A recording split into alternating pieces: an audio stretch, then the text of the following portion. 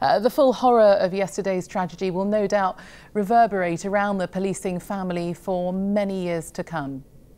Indeed so, but it's just a stark reminder of the risk business that sadly policing is. We deal with over 9 million emergency calls a year, and officers like Fiona and like Nicola will, as we speak, be responding to very similar calls, not knowing what's at the other end of it. That's just what police officers do. It's what they know they're walking into when they join the service, and they won't step back from doing that job because they've lost 2 colleagues, tragic though that clearly is.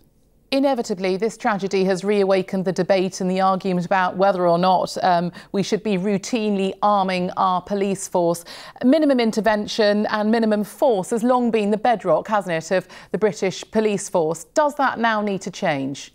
I think the short answer is no, it does not. We need to make sure officers are supported by armed officers when they need to be, but we operate on a community-based model of policing, and anything that gets in the way of that model actually harms the policing by consent structure which we currently have in this country. And I don't think there's any desire from the service, top to bottom, quite frankly, for a routinely armed police service. I led a routinely armed police service for 7 years in Northern Ireland, and quite rightly my officers had to be armed because the threat was residual and continual, and they needed that sort of protection so they could deliver in some quite difficult territory. We're not anywhere close to that in this country, and whilst this is an awful week for the service, fortunately these events are very rare still.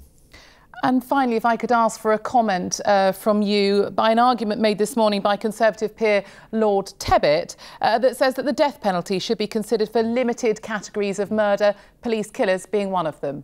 Well, it's not a matter for the police service to comment. My personal view, frankly, is I'm not in favour of the death penalty. I think if an officer is shot on duty or putting themselves on duty to protect citizens, anyone convicted should go to prison and never come out. I think that's an equal deterrent and more fitting to our current culture. But that debate will no doubt continue for some time to come.